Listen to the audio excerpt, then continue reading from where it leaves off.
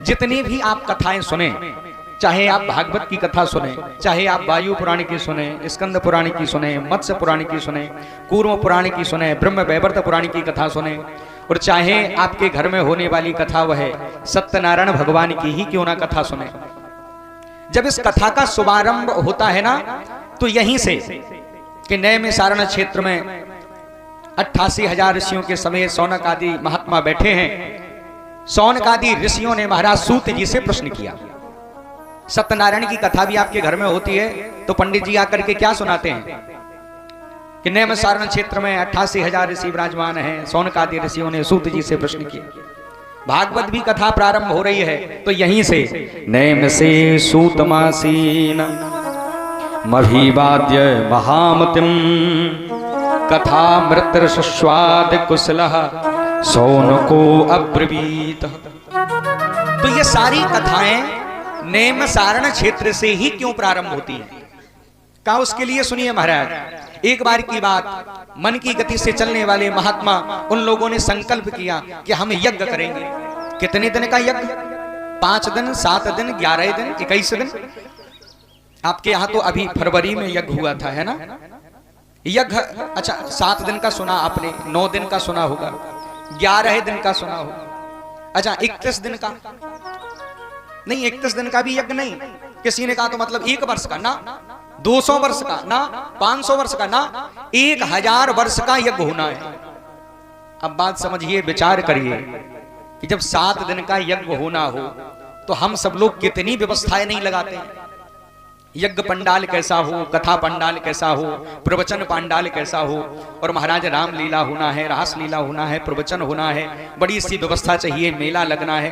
कितनी सारी व्यवस्थाओं को हम कई महीने पहले से व्यवस्थित करते हैं, कितना विचार किया जाता है, कितना हिसाब किताब लगाया जाता है।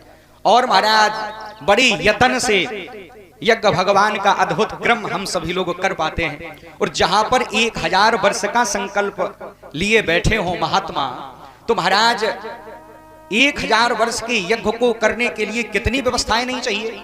अरे भाई सीधी सी बात है, अगर 7 दिन का यज्ञ होना हो, किसी भाई का खेत खाली हो गया हो, उससे कहो भाई साहब यज्ञ करना है, खेत में कर लें, लोग कह देते हाँ भैया कर लो, अच्छी बात है। लेकिन किसी से कहो भाई साहब सुन तो लो पूरी बात, यज्ञ 7 दिन का नहीं 1000 वर्ष का है, तो व्यक्ति तो हाथ ही जोड़ेंगे, महाराज ये यज्ञ और कहीं ले जाओ, हमारे लड़का, उनके नाती, नाती के पंती, पंती के संती सब चले जाएंगे, लेकिन खेत वापस नहीं आएगा। वही विचार उन ऋषियों ने, उन संतों ने भी किया होगा कि पृथ्वी पर ऐसी कौन सी जगह है जहां पर 1000 वर्ष का यज्ञ हो, किसी को भी कोई भी परेशानी भी ना हो, और वहां पर कोई विघ्न भी ना आवे। तो किसी ने कहा जो भूगोल के सबसे अच्छे ज्ञाता हैं वही बता सकते हैं। जिसने भूगोल का पढ़ाई करी है, जो भूगोल के ज्ञाता हैं, जानकार हैं, वो बता सकते हैं। तो अध्यात्म कोट जगत में भूगोल के सबसे अच्छे ज्ञाता कौन है? संतों ने कहा ब्रह्मा बाबा, धाता विधाता ब्रह्मा बाबा, सृष्टि के सृजन करता, उन्होंने सृष्टि का सृजन किया है, तो उनसे ज्यादा तो जानकारी किसी को हो ही नहीं सकती। तो चलो उनसे ही जाकर के पूछते हैं महाराज। तो वो ऋषि सब पहुंच गए, हाथ जोड़ करके खड़े हो गए। ब्रह्मा जी ने कहा बताइए संत जी क्यों आए हो?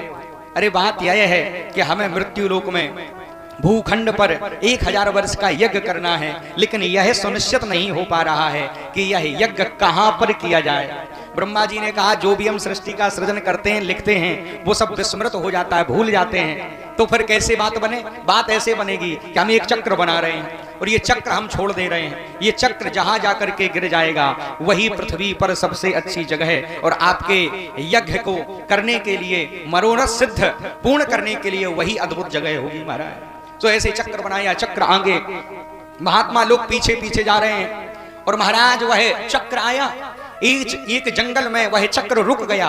जंगल की पर्यायवाची क्या है? अरण्य, विपिन, कानन और कांतार। एक अरण्य में, एक जंगल में आकर के वह चक्र रुका, और चक्र की नेमी निकलती है। साधारण सी भाषा में कहें तो जैसे पहिए में धुरा लगा रहता है, वो चक्र की नेमी निकली, अरण्य में गिरी, चक्र की नेमी निकली। अरण्य यानी जंगल में गिरी, चक्र की नेमी निकली, अरण्य में गिरी। उसी जगह का नाम ही नेमी सारण्य पड़ गया। बोलिए नैमिषारण्य धाम की। नैमिषारण्य क्षेत्र की जय हो। उसको चक्र तीर्थ भी कहा जाता है। वह स्थान आज भी बना हुआ है, वह कुंड आज भी बना हुआ है, चक्राकार रूप में वह कुंड आज भी उपस्थित है। मेरा निवेदन, आज वह सारे ऋषि बैठ गए और सारे पुराणों का प्रवचन वहीं से प्रारंभ हुआ महाराज। ऐसा प्रवचन प्रारंभ हुआ, ऐसा यज्ञ हुआ, तब से महाराज जो भी पुराण पढ़े जाएं, जो भी कथा करी जाए, तो उसमें नैमिषारण्य क्षेत्र का नाम अवश्य ही आता है। प्रेम से बोलो राधे राधे।